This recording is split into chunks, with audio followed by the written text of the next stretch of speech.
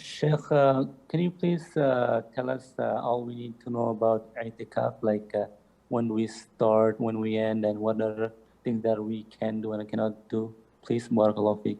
This is too generic, but in a nutshell, you should go to i'tikaf after the sunset of the 20th day of Ramadan. When the 20th day of Ramadan has set, you enter your i'tikaf and stay there until the Eid is established. So if it is the 29th of Ramadan, the sun sets, after a couple of hours, they've sighted the crescent, then you go back, go out of the masjid and go home. What to do? You try your level best to stay in seclusion.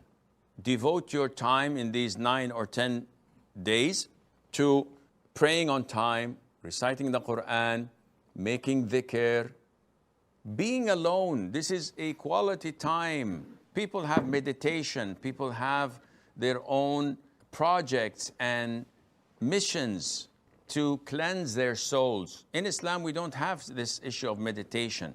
We have i'tikaf, where you go and seclude yourself and try your level best to devote the whole time for worshiping Allah Azza wa Jal. Now, some people defy this purpose by taking their laptops, their PDAs, their smartphones, and engaging 24/7 on everything that is usually haram outside, let alone in the masjid. Some people even run their businesses and sell their stocks and buy new stocks from the masjid and saying, no, we're in i'tikaf. This is not i'tikaf. Yes, you may chit-chat with a brother for 10 minutes every few hours just to refresh. You may engage in things that are beneficial. Kids come over to greet you and give salam. This is mubah.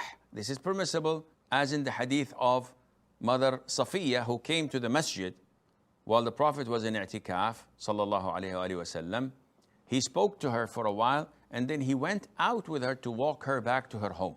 So such errands, such meetings for a legitimate reason is permissible. What's not permissible is to waste your time in things that are not related to ibadah, is to have intercourse or be intimate with the wife, is to go out of the masjid unnecessarily, such as to follow a funeral to its burial place or to visit someone who's sick. All of this is not part of the sunnah and is not part of i'tikaf, and Allah Azza wa Jal knows best.